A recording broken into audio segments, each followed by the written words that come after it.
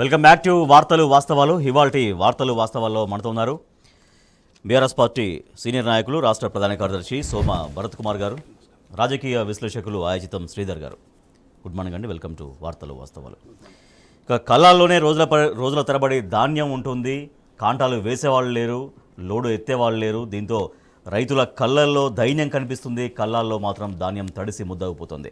So అధికారులు లేరు, సమీక్షలు లేవు, అధికార యంత్రాంగానికి ఆదేశాలు లేవు. వడ్లు ఇక్కడ, మంత్రి ఎక్కడ అనే వార్త మనం ప్రధానంగా చూస్తున్నాం. భరత్ గారు, రాష్ట్ర వ్యాప్తంగా ఎక్కడికక్కడ కళ్ళాల్లో ధాన్యం తడిసి ముద్దయిపోతుంది. సో ధాన్యం కొనుగోలు విషయంలో ప్రభుత్వం ఉదాసీనంగా ఎందుకు వ్యవహరిస్తోంది? తడిసి ముద్దయిపోయి రైతుల కళ్ళల్లో అంత దైన్యం కనపడి వాళ్ళు ఏడుస్తుంటే కూడా ప్రభుత్వం వేగవంతంగా ఎందుకు చర్యలు తీసుకోలేకపోతోంది? అసలు ఒక పట్టింపు లేని ధోరణి అనేది చాలా ప్రస్ఫుటంగా పరిపాలనలో కనిపిస్తూ ఉంది. అసలు మరి ముఖ్యంగా రైతుల మీద మాత్రం చాలా దుర్మార్గమైన పద్ధతుల్లో రైతులని అన్ని రకాల ఇబ్బందులకు ఎక్స్పోజ్ చేయడం అనేది జరుగుతుంది. ఇప్పుడు ఈ కళాలకు సంబంధించి ఎప్పుడు పంట వస్తుంది, పంట కళాలలో ఎప్పుడు ఉంటుంది అన్న సంగతి మనకు స్పష్టమైన అవగాహన ఉన్నది. తర్వాత టైం లైన్ ఉంటుంది దానికి. తర్వాత వాతావరణ శాఖ దాదాపుగా 10 రోజుల నుంచి స్పష్టంగా చెప్తా ఉన్నారు అకాల వర్షాలు వచ్చే అవకాశం ఉన్నది, మరీ పర్టికులర్గా ఈ రోజులలో పెద్ద వర్షాలు వస్తాయి అనేది చెప్పినారు. అది ప్రభుత్వానికి తెలుసు, ప్రభుత్వానికి దానికి సంబంధిత శాఖ ఉన్నది. అంటే ఈ కోఆర్డినేషను కూడా లేని పరిస్థితి, పట్టింపు లేకపోవడం మూలంగా కోఆర్డినేషన్ కూడా లేదు. ఎండలకి నీళ్లు లేక ఇబ్బంది పెట్టిన సందర్భం. తర్వాత ఇవాళ చాలా కష్టపడి పంట పండిస్తే ఆ పంటని ఇమీడియట్గా కొనాలనే జాస లేకపోవడము, ఒకవేళ వర్షాలు వస్తే వాటిని ఎట్లా ప్రొటెక్ట్ చేయాలనేది కనీసము రైతులకి ఒక పద్ధతుల్లో ఇన్ఫార్మ్ చేయడమైనా ఉండాలి. మీరు డబ్బులు ఇవ్వరు, నీళ్లు ఇవ్వరు, కరెంటు ఇవ్వరు, పంటలు ఎండిపోయేటట్టుగా చేస్తారు. ఎండిపోయే దాంట్లో నష్టంతో పాటు కష్టపడి పండించిన పంటకి కొనుగోలు చేయరు. కొనుగోలు చేయకపోతే వర్షాలు వస్తాయని ముందుగా తెలిసినప్పుడు కనీసం హెచ్చరిక చేయరు, అలర్ట్ చేయాలి, హెచ్చరిక చేయరు. తర్వాత ఈ రకంగా రైతుల్ని ఈ రకంగా ఎక్స్పోజ్ చేస్తే, నష్టాలకు ఎక్స్పోజ్ చేస్తే ఇది ఏ రకంగా సబబండి? ఇది కరెక్ట్ ప్రభుత్వం కాదు కదా. ఇది ఈ రకంగా చేయడం, ఇంత ఇబ్బందులు పాలు చేస్తారా? ఇవాళ చూడండి, రైతులు ఎక్కడ పడితే అక్కడ మొత్తం కళ్ళల్లో నీళ్ళు, అకాల వర్షాలు పడేసేసి ఆ నీళ్ళల్లో పంట కొట్టకపోయిన సందర్భం ఉన్నది. తర్వాత మొలకలెత్తే సందర్భం ఉంది, నష్టపోయిన సందర్భం ఉన్నది. మంత్రి ఎక్కడ ఉండో తెలియదు, ముఖ్యమంత్రి ఎక్కడ ఉండో తెలియదు, వాళ్ళు ఏం మాట్లాడుతున్నారో తెలియదు. జరుగుతుంటే గత కొద్ది రోజులు అయితే సాగుతుంది. అంటే చాలా సమీక్షలు చేయాల్సిన అవసరం ఉంటుంది, అధికార యంత్రాంగానికి ఆదేశాలు జారీ చేయాలి, త్వరగా ఆ ధాన్యాన్ని ఎత్తి పంపించే ప్రక్రియ అంతా జరగాలి. ఎందుకు ఇదంతా స్పీడప్ చేయాలి కదండి? వీటిని కొనాలి, తర్వాత మిల్లులలో పెట్టేసేయాలి, లేకపోతే ఎఫ్సిఏలో గోడౌన్స్లలో వీటిని పరిరక్షించాలి. ఏది లేదండి, ఏది లేదు. ఇప్పుడు మీరు గత 9-10 సంవత్సరాలుగా మీరు చూడండి, ఈ సందర్భం వస్తే ఏ రకంగా ఉండేది, గత ప్రభుత్వం ఉన్నప్పుడు ఈ సందర్భం వస్తే ఎట్లా ఉండేది? యుద్ధ ప్రాతిపదిక మీద చర్యలు తీసుకునేది. మంత్రులు, ఎమ్మెల్యేలు అందరూ కూడా కళాల దగ్గర ఉండేవాళ్ళు. తర్వాత ప్రొక్యూర్మెంట్ అనేది దగ్గరుండి చూసేవాళ్ళు. తర్వాత ఒకవేళ ఇవన్నీ చేసిన తర్వాత కూడా పంట కనుక తడిచిపోయింది అనుకోండి, కళ్ళల్లో ఒడ్డు తడిచిపోతే వాటికి కూడా చర్యలు తీసుకొని వాటిని కూడా మామూలు ధరతో దాన్ని కూడా ప్రొక్యూర్ చేసే ఏర్పాట్లు చేసేది. ఇవన్నీ ఎందుకు చేయట్లేదు? దేనికి చేయరు? మిమ్మల్ని ఇంతగానం కావాలి, మార్పు కావాలని మార్పు ఇస్తామని అంటే ఇదా మార్పు? ఇది నష్టం చేకూర్చే పద్ధతి కదా. ఈ మార్పు కదా కోరుకుంది, మీరు ప్రామిస్ చేసింది కూడా ఇలాంటి మార్పు కాదు కదా. కాబట్టి ప్రజలు గమనించాల్సిన అవసరం ఉన్నది. తర్వాత గవర్నమెంట్ మీద ఒత్తిడి తీసుకొచ్చి ఇవాళ వీటినన్నిటి కూడా సవరించాల్సిన అవసరం ఉన్నది. Right, okay. శ్రీధర్ గారు, రాష్ట్ర వ్యాప్తంగా అనేక చోట్ల ఇవే దృశ్యాలు కనిపిస్తున్నాయి. రైతులు చాలా హృదయ విదారకంగా మా ధాన్యం అసలు కొనరా అని చాలా ఏడుస్తూ వాళ్ళు రియాక్ట్ అవుతున్నటువంటి విజువల్స్ మనం చూస్తున్నాం. సో జస్ట్ ఇవాళ నమస్తే తెలంగాణలో మెయిన్ హెడ్లైన్ చూస్తే, మెయిన్ బ్యానర్లో ములుగు జిల్లా జంగాలపల్లిలో నిన్న కురిసిన వర్షానికి సుమారు 30 మంది రైతులకు చెందినటువంటి 3000 క్వింటాల ధాన్యం తడిసి ముద్దయిపోయింది. సో అదొకటి ఎగ్జాంపుల్గా తీసుకుంటే లోపల పేజీల్లో అనేక చోట్ల ఎంత ఇబ్బందులు పడుతున్నారనేది కూడా మనకు కనిపిస్తూ ఉన్నాయి. ప్రతి యాసంగి పంటలు వస్తాయి, వర్షాకాలం పంటలు వస్తాయి. ఇది ప్రభుత్వానికి ఏదైనా తెలియాల్సిన అంశమే, కొత్తగా వచ్చింది కాదు కదా. ఈ యాసంగిలో సుమారు 75 లక్షల టన్నుల దిగుబడి వస్తుందని వ్యవసాయ శాఖ అంచనా వేస్తుంది. సరే, 1 లక్ష అటు ఇటు కావచ్చు, అది వేరే విషయం. కానీ దానికి సరిపోయే ఏర్పాట్లు ముందే జరగాలి. అట్లా ఏర్పాట్లు చేయడంలో ప్రభుత్వం పూర్తిగా విఫలమైన పర్యవసానంగానే వాళ్ళ ఈ కష్టాలు వచ్చి పడ్డాయి. ఇక రెండవది, ఎప్పుడైనా మే మాసంలో అకాల వర్షాలు వచ్చేస్తాయి, ఆ జాగ్రత్తలు కూడా తీసుకోలేదు. ఇప్పుడున్న సాంకేతిక పరిజ్ఞానం ప్రకారం నెల తర్వాత కూడా ఏ ప్రాంతంలో ఎప్పుడు వర్షం వచ్చే అవకాశం ఉందో తెలుసుకోవచ్చు. అది విశేషమే కాదు, ఎందుకంటే శాటిలైట్ పరిజ్ఞానం ఉంది ఇప్పుడు. దాన్ని కూడా పక్కన పెట్టారు. మూడవది, యాసంగి పంట 75 లక్షల టన్నులు రాబోతోంది. ఏం చేద్దామని పౌర సరఫరాల శాఖ కానీ వ్యవసాయ శాఖ కానీ అనుబంధంగా ఉన్నారు. ఆ మంత్రులు కూర్చొని ఒక సమీక్ష సమావేశం ఏనాటికి ఏర్పాటు చేయాలి. దీని పర్యవసానంగా రైతుల అమాయకులు పాపం వడ్లను తెచ్చుకున్నారు, అక్కడ పోసుకున్నారు, వర్షానికి తడిసిపోయినాయి, కొట్టుకుపోయినాయి. రైతులకు వచ్చిన ఇంకో ఇబ్బంది ఏంటంటే, కొట్టుకుపోయిన ధాన్యం కొట్టుకుపోయింది, తడిసిన ధాన్యాన్ని కొనడానికి కూడా ఇప్పుడు గవర్నమెంట్ పేచి పెడుతుంది. కొనమంటారు, మొలకలు వచ్చేస్తాయి. కళ్ళ ముందే పండించిన పంట, చెమటొచ్చి పండించిన పంట మొలకలు వచ్చి ఎందుకు పనికి రాకుండా పోతూ ఉంటే రైతు గుండె ఎంత ఘోషిస్తుందో మనకు తెలుసు. అందుకే ఇవాళ రైతు రోడ్డు మీదకి వచ్చారు. నిజంగా రైతుకు సరిగ్గా వడ్లు కొని సౌకర్యాలు కల్పించి ఆయనకు వెన్నుదన్నుగా ప్రభుత్వాలు ఉంటే ఏ రైతు కూడా రోడ్ ఎక్కడు, తన పని తాను చేసుకుంటూ పోతాడు. కానీ ఇవాళ రైతులు రోడ్లు ఎక్కాల్సిన పరిస్థితికి వచ్చిందంటే ఒక దూరదృష్టి, ఒక సమీక్ష, ఒక ఆసక్తి ఉన్నప్పుడు మాత్రమే ప్రభుత్వానికి ఇది సాధ్యమవుతుంది. కానీ అది ఎక్కడ ఉన్నట్టు కనిపించట్లేదు. ఉత్తమ్ కుమార్ రెడ్డి గారు సంబంధిత శాఖ మంత్రి, పౌర సరఫరాల శాఖ. ఈరోజు కూడా నాకు తెలిసి నేను చూస్తున్నాను రోజు పేపర్లు, ఒక సమీక్షా సమావేశం జరగాలి. మరి వర్షం నిన్న ఇవాళ పడిందా? ఓ 15 రోజుల నుంచి వర్షం పడుతూనే ఉంది. వాతావరణ శాఖ ప్రమాద సంకేతాలు ఇస్తూనే ఉంది, మనమంతా వింటూనే ఉన్నాం. కానీ నిమ్మకు నీరెత్తినట్టు ఇవాళ పౌర సరఫరాల శాఖ మంత్రి ఉత్తమ్ కుమార్ రెడ్డి గారు ఈరోజు కూడా నోరెత్తలేదు. ఎక్కడ కూడా ఒక కళ్ళానికి వెళ్ళి ఆయన చూసిన దృశ్యాన్ని మనం చూడలేదు. అంటే ప్రభుత్వం ఏం చేస్తుందో ఆలోచించాల్సిన అవసరం ప్రజలకు ఉంది, రైతులకు. రైట్, ఓకే భరత్ గారు. అంటే మరి ధాన్యం కొనుగోలు కేంద్రాలు పెట్టిన ఉద్దేశమే రైతుల నుంచి చాలా వేగంగా అంతా ఒక చోట కాకుండా రకరకాలుగా పద్ధతుల్లో ధాన్యం చాలా వేగవంతంగా సేకరించవచ్చని. మరి అట్లాంటప్పుడు దాని ఉద్దేశం నెరవేరినప్పుడు ధాన్యం కొనుగోలు కేంద్రాలు పెట్టి ఏంటి ఉపయోగం రైతులకి? ధాన్యం కొనుగోలు కేంద్రాలు ఉన్నాయండి, అవి పనిచేయకుండా చేసిన పరిస్థితి క్రియేట్ చేసిందే ఇవాళ ఉన్న ప్రభుత్వం. ప్రభుత్వం పట్టించుకోకపోతే ఈ కేంద్రాలు ఉంటే ఏమవుతాయండి? నిరంతరము అంటే ఇప్పుడు ఒక మనిషిలాగా ఉండాలని అంటే తినాలి, స్నానం చేయాలి, కాలకృత్యాలు తీర్చుకోవాలి, తర్వాత దానికి శరీరాన్ని పోషించాల్సిన పద్ధతిలో పోషిస్తేనే ఆ శరీరం పనిచేస్తుంది. వ్యవస్థ కూడా అంతే కదండి. వ్యవస్థ ఉన్నది దానంతరం అదే చేసుకుంటూ పోతుందా? వ్యవస్థను కూడా చూసుకోవాల్సిన అవసరం ఉంటుంది. వ్యవస్థను చూసుకోకుండా మరి వీళ్ళు ఏం చేస్తున్నారు? వ్యవస్థ చూసుకోవడం కోసమే మంత్రిత్వ శాఖల్ని సరిగా అవుతున్నాయా లేవా చూసుకునే దానికి ముఖ్యమంత్రి ఏడబోయినరు. మరి ఏమవుతుంది? ఇవాళ మొత్తం ధాన్యం అంతా కొట్టుకుపోతూ ఉంటే కనీసం సానుభూతి కూడా ప్రకటన లేదు. తర్వాత వాళ్ళు చేయాల్సిన పనిని గ్రౌండ్ మీద చూపించాలి కదా. ఎక్కడన్నా కనిపిస్తురా చెప్పండి? ఇంతకుముందు శ్రీధర్ గారు చెప్పినారు, ఎక్కడ కనిపించట్లేదు, ఒక సమీక్ష చేసిన సందర్భం లేదు. అంటే 75 లక్షల టన్నుల ధాన్యము మార్కెట్లోకి వచ్చినప్పుడు దాన్ని చూసుకోవాల్సిన పద్ధతి ఏంటంటే రాష్ట్ర సంపద అండి, అది జిఎస్డిపిలో భాగం. అది యాసంగి పంట 75 లక్షలు. మీ నిర్వాహకం ఏంటంటే నీళ్ళు ఇవ్వకపోతుంది, కరెంట్ ఇవ్వకపోతుంది, అయినా కానీ 75 లక్షల టన్నుల పంట తీసి మార్కెట్కి తీసుకొని వస్తే వాళ్ళని ఈ రకంగా నిర్లక్ష్యానికి గురి చేస్తే రైతులు ఎక్కడ పోవాలా? ఇది కనీసం ఒక మాన మర్యాదలు, సిగ్గులు ఉండాలండి. ఇది ప్రభుత్వం నడిపించేటప్పుడు కనీసం మానవత్వం ఉండాలి కదా. ఎక్కడ పోవాలి రైతులు? నష్టపోతే ఎక్కడ పోతారు? వీళ్ళకి అసలు ఎక్కడన్నా ఇంకా వేరే ఇది ఉందా? అంటే మీ పరిపాలనలో వేరే ఆశలు ఏమైనా ఉన్నాయా రైతులకి? ఇంకా ఇంతకన్నా అధ్వానమే ఉంటుందండి.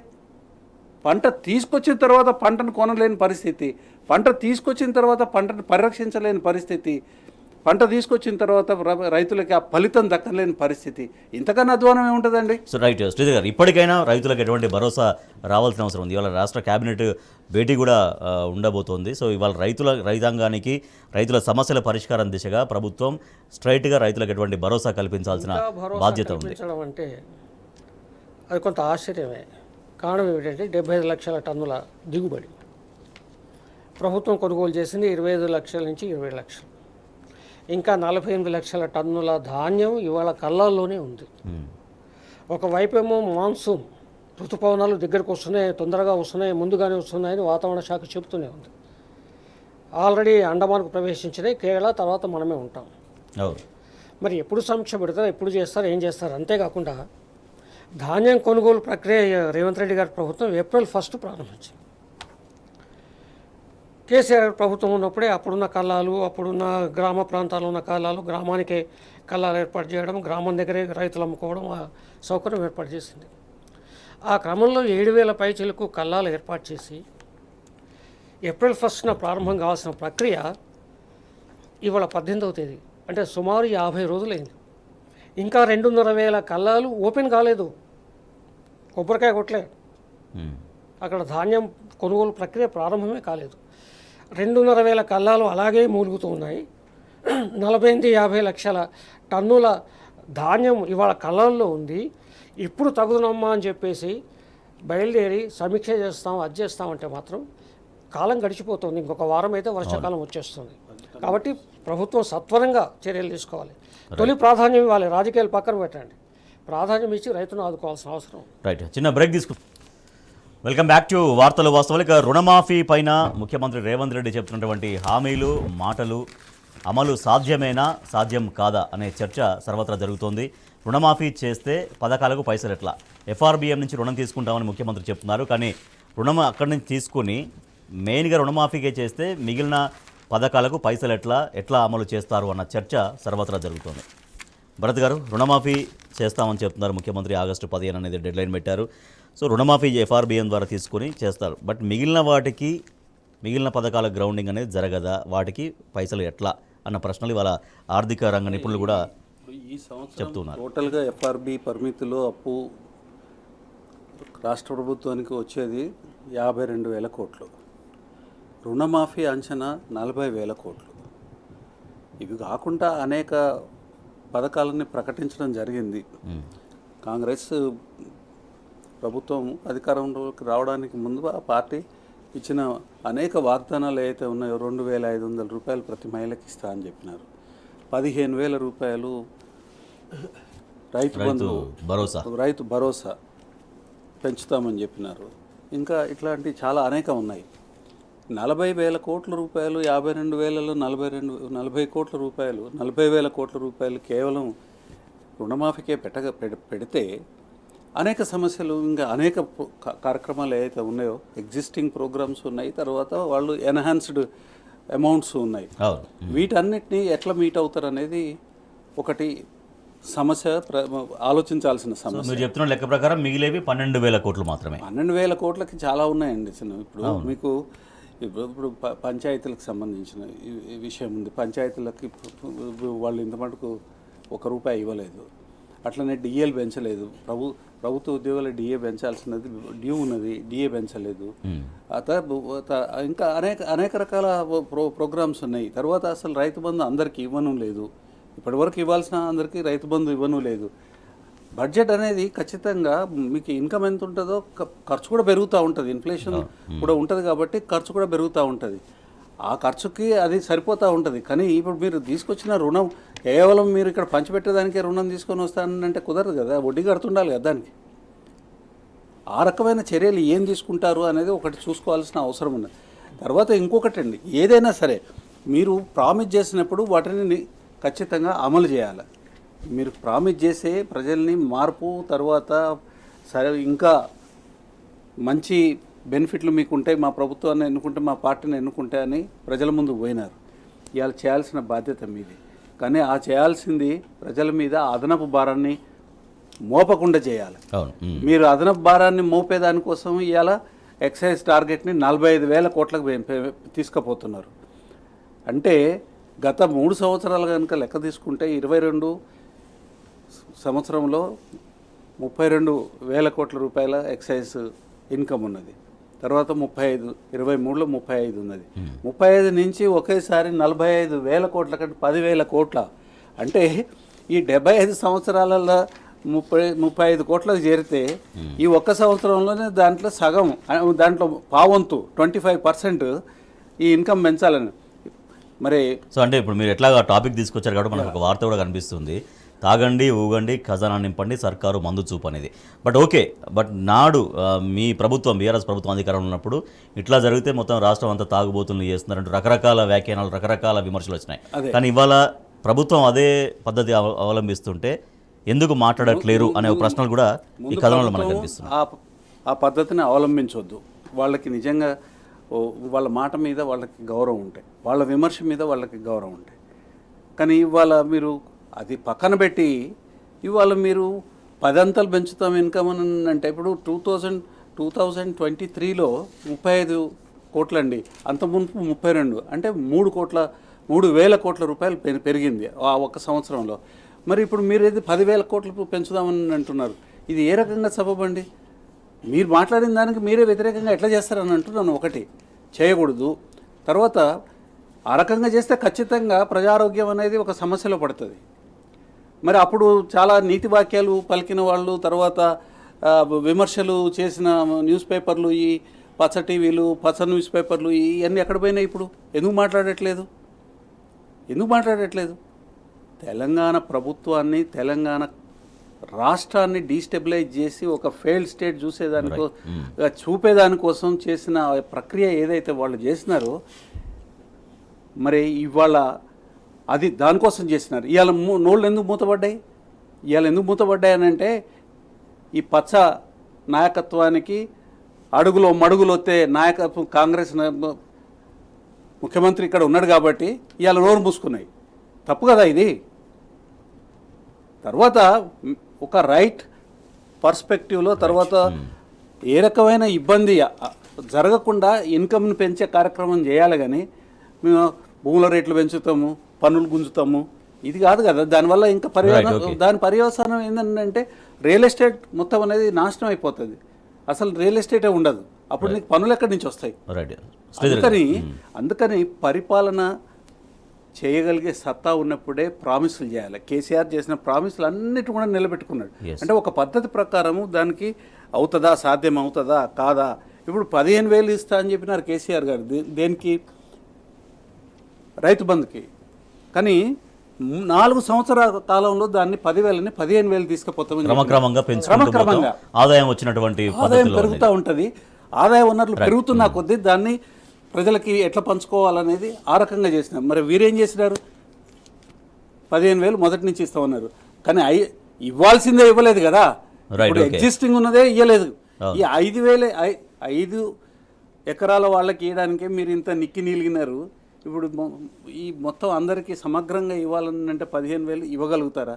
మోసం చేసే దానికోసమే ఈ ప్రామిసులు చేసినారు. Right, okay. శ్రీధర్ గారు, రైతులకు రుణమాఫీ అనేటువంటి ప్రామిస్ చాలా అతి ముఖ్యమైన ప్రామిస్ కాంగ్రెస్ ప్రచారంలో చెప్పింది. సరే, ప్రభుత్వంగా ఇప్పుడు అదే చెప్తూ ఉంది. బట్ ఆగస్టు 15 డెడ్లైన్ పెట్టుకున్నారు. మనం మాట్లాడుతున్నట్టుగా ఎఫ్ఆర్బిఎం పరిధిలో రుణమాఫీ చేస్తామని చెప్తున్నారు. బట్ ఎఫ్ఆర్బిఎం పరిధిలో రుణం తీసుకొని చేస్తే మిగిలిన పథకాలకు పైసలు ఎట్లా? అంటే రుణమాఫీ అయితే చేస్తారు, కానీ మిగిలిన పథకాలు అనేవి ఏవి ప్రజలకు అందకుండా కాంగ్రెస్ ప్రభుత్వం చేతులు ఎత్తేస్తుందా అనేది ఆర్థిక రంగ నిపుణుల్లో జరుగుతున్నటువంటి ఒక చర్చ. అంటే సాధారణంగా ఇంత పెద్ద ఎత్తున రుణాలు తీసుకోవాలంటే కేంద్రం అనుమతి కావాలంటే కేంద్రానికి ఆ నివేదికలు పంపాలి. ఇది ఒక ప్రాసెస్. అది ఇప్పటికీ మొదలుపెట్టినట్టు దాఖలాలు లేవు. రెండవది, జిఎస్డిపి ఆధారంగానే రుణాలకు అనుమతులు ఇస్తుంది కేంద్రం రాష్ట్రాలకు. ఎడాపెడా కావాలంటే ఇవ్వదు, ఒక అనుమతి అవసరం. ఇక్కడ రేవంత్ రెడ్డి గారి ప్రభుత్వం చేస్తుంది ఏంటంటే, ప్రభుత్వ ఆదాయ వనరులు ఉంటాయి వివిధ శాఖలు, excise, revenue, commercial tax, transport, mining, ఇలాంటి శాఖల నుంచి ఆదాయం వస్తుంది పెద్ద ఎత్తున. ఆ ఆదాయాన్ని బ్యాంకులకు చూపి తెచ్చుకోవాలని ఒక ప్రయత్నం చేస్తుంది. మరి వచ్చే ఆదాయాన్ని బ్యాంకులకు చూపితే బ్యాంకులు ఒప్పుకుంటాయా? అదొక ప్రశ్న ముందు. ఒప్పుకున్న ఇంత పెద్ద ఎత్తున రుణాలు ఇస్తాయా? రుణాలు ఇస్తే తీర్చే పద్ధతి ఎట్లా? ప్రభుత్వానికి ఆదాయం వచ్చే శాఖలన్నింటినీ బ్యాంకు దగ్గర తాకట్టు పెట్టేస్తాయి. మరి మిగతా ప్రభుత్వ వ్యవహారాలు కానీ ప్రజా పరిపాలన కానీ ఎట్లా నడవాలి? ఇదంతా పెద్ద గందరగోళంగా ఉంది. ఎడాపెడా వాగ్దానం చేశారు, ఇవ్వాల్సిందే, అందులో సందేహం లేదు. రైతులకు 2 లక్షల రుణమాఫీ చేయాల్సిందే. ఇప్పటికే ఓ మాట తప్పారు. ఎప్పుడో డిసెంబర్ 9కి ఇచ్చేస్తామన్నారు. 6 నెలలు అయిపోయింది, ఇప్పటికీ లేదు. సరే, ఆగస్టు 15 అన్నారు. అవును. ఈ 15 లోపు కేంద్రం అనుమతి, బ్యాంకులను ఒప్పించడం, సుమారు 40 వడ్డీలతో కలిపి 50,000 కోట్ల దాకా పోతుంది.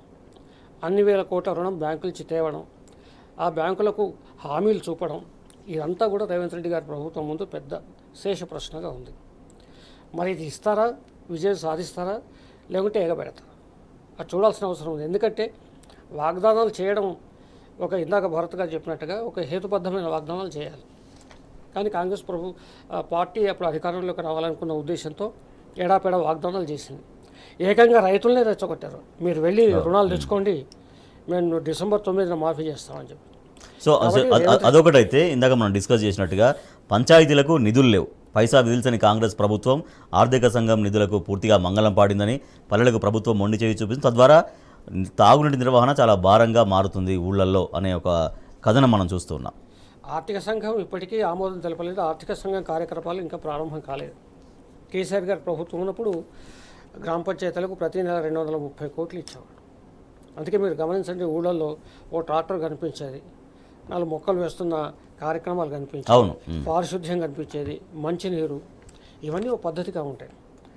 అంతేకాకుండా కేసీఆర్ గారి ప్రభుత్వం ఏంటంటే పంచాయతీలను పటిష్టం చేయాలని ప్రతి పంచాయతీకి ఒక కార్యదర్శిని నియమించడం, ఆ పంచాయతీ మీద బాధ్యత కూడా సర్పంచ్ మీద, ఊరికే నిధులిచ్చి వదిలిపెట్టలేదు. కలెక్టర్ను లైజనింగ్ ఆఫీసర్గా ఉంచి ఆ సర్పంచ్ కానీ పాలకవర్గం కానీ కార్యదర్శి కానీ బాధ్యత నిర్వహిస్తున్నాడా లేదా అని కలెక్టర్ చూసే ఒక విధి విధానాలు రూపొందించి, కాబట్టి గ్రామాల్లో చాలా వేగంగా పారిశుద్ధ్యం కానీ మంచినీరు ఇవ్వడం కానీ మొక్కలు నాటడం కానీ ఇలాంటి కార్యక్రమాలు బాగా జరిగింది. దీనికి అదనంగా రైతు వేదికలు, శ్మశానాలు ఏర్పాటు చేయడం, వైకుంఠధామాలు, ఇవన్నీ కూడా జరిగింది. అవన్నీ మూలపడ్డాయి 6 నెలల నుంచి. ఎందుకంటే ప్రభుత్వం రూపాయి విధించలేదు. ఆఖరికి జీతాలకి పారిశుద్ధ్య కార్మికులంటే వాళ్ళు అరకొర జీతాల మీద బతికేవాళ్ళు, వాళ్ళకే జీతాలు ఇవ్వలేని పరిస్థితి ఉంది. కాబట్టి పంచాయతీలను బలోపేతం చేసినప్పుడు మాత్రమే, గ్రామీణ వ్యవస్థ బలోపేతమైనప్పుడు మాత్రమే రాష్ట్ర ఆర్థిక వ్యవస్థ బలోపేతం అవుతుంది. కానీ ఇవాళ 6 నెలల నుంచి ఆ పంచాయతీలు నిర్వీర్యమై ఉన్నాయి. ఇప్పటికైనా కానీ కేసీఆర్ గారి ప్రభుత్వం లాగా ప్రతి నెల 230 కోట్లు కనీసం పెంచుకున్నా సరే కనీసం ఆ మాత్రమైనా విడుదల చేస్తే పంచాయతీలు బతుకుతాయి. సో మొన్నదాకా ఎలక్షన్స్ కంప్లీట్ అయినాయి. మరి ఇప్పుడైనా పూర్తిగా పాలనపైన దృష్టి సారించే అవకాశాలు అవన్నీ కనిపిస్తున్నాయా భరత్ గారు ప్రభుత్వం? అంటే పాలన సరిగా చేయాలనంటే ముఖ్యంగా అవగాహన అవసరం అండి. సమస్యల మీద అవగాహన ఉండాలి, తర్వాత పరిష్కారాల మీద అవగాహన ఉండాలి, వాటికి సంబంధించిన సమీక్షలు చేయాలి, చేస్తే చేసుకోవచ్చు. ఇప్పుడు ప్రజలు అవకాశం ఇచ్చినారు మీకు, ప్రజలు అవకాశం ఇచ్చినప్పుడు దాని మీద ఆలోచన చేసి మీరు మిమ్మల్ని ప్రూవ్ చేసుకోవాలి కదా. మీరు ఇచ్చిన ప్రామిసెస్ని మీరు ఫుల్ఫిల్ చేయాలి. మీరు కనీసం మీరు ఇచ్చిన ప్రామిసెస్ ఫుల్ఫిల్ చేయలేని పరిస్థితి ఉన్నా కానీ కేసీఆర్ గారు ఇంత మునుపు నడిపిన పద్ధతిని నిలబెట్టాలి. మీరు అది నిలబెట్టము, తర్వాత ఇది చేయము అని అంటే ప్రజలు దానికి సమాధానం చెప్తారు. రైట్, మరో చిన్న బ్రేక్ తీసుకుందాం. బ్రేక్ తర్వాత వార్తలు వాస్తవాలు కొనసాగుతుంది. చూస్తూనే ఉండండి T new. Welcome back to వార్తలు వాస్తవాలు. శ్రీధర్ గారు, ఇక స్థానిక సంస్థల ఎన్నికలు జూన్లో నిర్వహిస్తామంటూ ముఖ్యమంత్రి రేవంత్ రెడ్డి చేసినటువంటి ప్రకటన రాజకీయ వర్గాల్లో ఒక తీవ్రమైన చర్చకు దారితీసింది. సో దీంతో స్థానికంలో ఇక బీసీ కోటా లేనట్టేనా? ఎందుకంటే ఇంకా బీసీ కమిషన్ నివేదిక సమర్పించలేదు రిజర్వేషన్లకు సంబంధించి అనేది. ఆల్రెడీ మే మాసాంతం వరకు ఎలక్షన్ కోడ్ వ్యవహారం ప్రభుత్వం తేరుకున్నది జూన్ 4 తర్వాతే. జూన్ మాసాంతానికి ఎన్నికలు ఎట్లా సాధ్యమవుతాయి? ఎన్నికలు సాధ్యమవుతాయి ఎప్పుడంటే బీసీలకు ఇచ్చిన మాటను తప్పి బీసీలకు అన్యాయం చేసి ఎలక్షన్లు నిర్వహించాలనుకుంటే మాత్రం రేవంత్ రెడ్డి గారి ప్రభుత్వానికి సాధ్యమవుతుంది.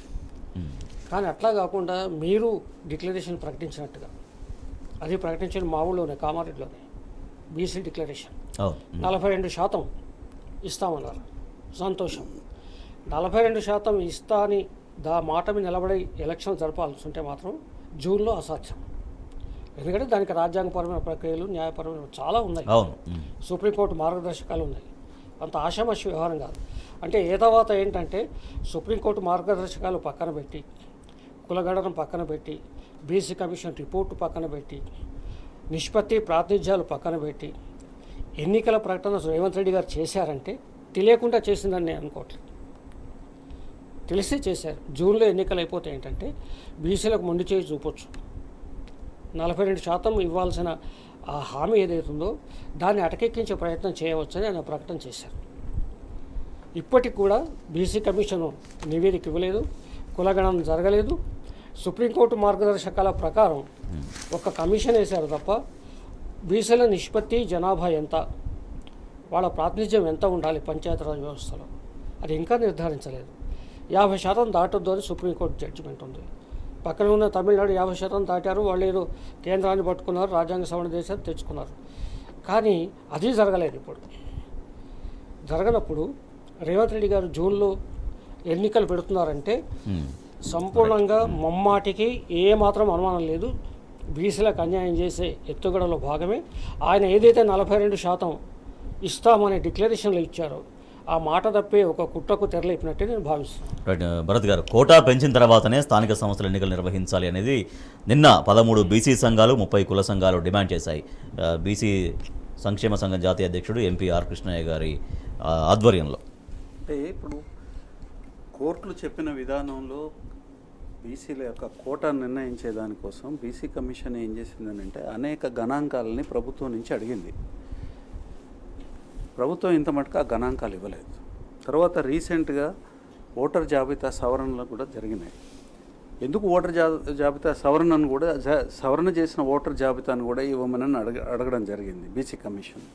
వాళ్ళు ఒక నిర్ణయానికి వచ్చేది అంటే సుప్రీంకోర్టు అనేక సందర్భాలలో అనేక కోర్టులు ఇచ్చిన మార్గదర్శకాలు ఏవైతే ఉన్నాయో వాటిని పాటించి చేస్తేనే వాళ్ళు ఇచ్చిన రికమెండేషన్ నిలుస్తుంది, లేకపోతే ఆ రికమెండేషన్ నిలవదు. దానికి కావాల్సిన అనేక గణాంకాలని బీసీ కమిషను ప్రభుత్వాన్ని అడిగింది. ప్రభుత్వం వచ్చి 5 నెలలు అయిందట. ఈ గణాంకాలు ఇవ్వడానికి వాళ్ళకి ఏమి ఇబ్బంది? ఒక పక్కన గణాంకాలు ఇవ్వరు, బీసీ కమిషన్ని పనిచేయనియరు. అంటే వాళ్ళ బాధ్యత వాళ్ళు పరిపూర్ణంగా చేసేదానికోసం మీరు సహకరించారు. తర్వాత ఇంకొకటి జూన్ ఎండ్ లోపల స్థానిక సంస్థలకి ఎన్నికలు నిర్వహిస్తామని అంటారు. అంటే దాని అర్థమైంది శ్రీధర్ గారు చెప్పినట్టుగా ఈ బీసీలకు ఇచ్చిన ఏదైతే రిజర్వేషన్ ప్రామిస్ ఏదైతే ఉందో దాన్ని అటకెక్కించే కార్యక్రమం. ఇంకొక విషయం కూడా చెప్తానండి, నిజంగా చిత్తశుద్ధి కనుక ఉంటే ప్రభుత్వానికి ఎంతసేపు పడుతుందండి? ప్రభుత్వ యంత్రాంగం నీ దగ్గర ఉన్న యంత్రాంగాన్ని ఉపయోగిస్తే ఈ గణాంకాలు తీసుకోవడానికి ఎంతసేపు పడుతుంది? ఒక రోజులో సర్వే చేసిన సందర్భం ఉన్నది మనకి. అవును, కేసీఆర్ గారు సమగ్ర కుటుంబ సర్వే చేశాను. ఇప్పుడు సమగ్ర కుటుంబ సర్వే లాంటిది ఇంకొకటి ఒక రోజు కాకపోతే మీకు చేత కాదనుకోండి ఒక రోజులో చేయడము, ఎందుకంటే అంత కమాండ్ మీకు లేదు. 5 రోజులు కాదు, దీనికోసం ఇప్పుడు చేయాలి. అది 9 సంవత్సరాల కింద చేసిన డేటా ఇప్పుడు దీనికి పనికిరాదు. ఇప్పుడు మళ్ళీ చేయండి, 5 రోజులు తీసుకోండి. తీసుకున్న తర్వాత సమగ్రంగా డేటా వచ్చిన తర్వాత మీరు ఎలక్షన్స్ పెట్టండి. ఈ ఎలక్షన్ని కొంచెం పోస్ట్ పోన్ చేసేదానికి మీకు అధికారం ఉందండి. ప్రత్యేక అధికారులను ఇది చేయొచ్చు, లేకపోతే ఉన్న వాళ్ళ టర్మ్ పెంచవచ్చు. ఇదంతా రాజ్యాంగబద్ధంగా చట్టబద్ధంగా చేసేదానికి అవకాశాలు ఉన్నాయి. వాటన్నిటిని ఉపయోగించుకోకుండా ఇవాళ నేను జూన్లో ఎన్నికలు పెట్టేసేస్తానని అంటే మీరు బీసీలకు ఇచ్చిన ప్రామిస్ ఏం కావాలా? అంటే ఎగ్గొట్టే కార్యక్రమం కదా. ఇప్పుడు మీరు కనుక ఇది అయిన తర్వాత మీరు ఈ కులగణన చేసి నిర్ధారణ చేస్తే మళ్ళీ 5 సంవత్సరాల తర్వాత నువ్వు ఉండవు, అంతే కదా, మళ్ళీ నువ్వు ఉండవు. ఇది కాదు కదా. అంటే ప్రామిసులు, దొంగ ప్రామిసులు చేయడము, సాధ్యంగాని ప్రామిసులు చేయడము, ఆ తర్వాత వాటిని ఎగ్గొట్టడం, ఓట్లు దండుకోవడము, తర్వాత పంగనామాలు పెట్టడం, ఇది ప్రజలు అర్థం చేసుకునే విషయం ఏం కాదండి. సో ఇవన్నీ కూడా బీసీ వర్గాలు దీనిపైన బాగానే రియాక్ట్ కాబోతున్నాయి, వాళ్ళ భవిష్యత్ కార్యాచరణ కూడా చేస్తామని చెప్తున్నారు. ఈ జనగణన జరగాల్సిందే, తర్వాత రిజర్వేషన్ నిర్ధారణ జరగాల్సింది, తర్వాతనే ఎన్నికలకు పోవాలండి. Right. Thank you so much Soma Bharat Kumar గారు. Thank you so much Ajitham Sridhar గారు. ఇది ఇవాల్టి వార్తలు వాస్తవాలు. చూస్తూనే ఉండండి టీ న్యూస్.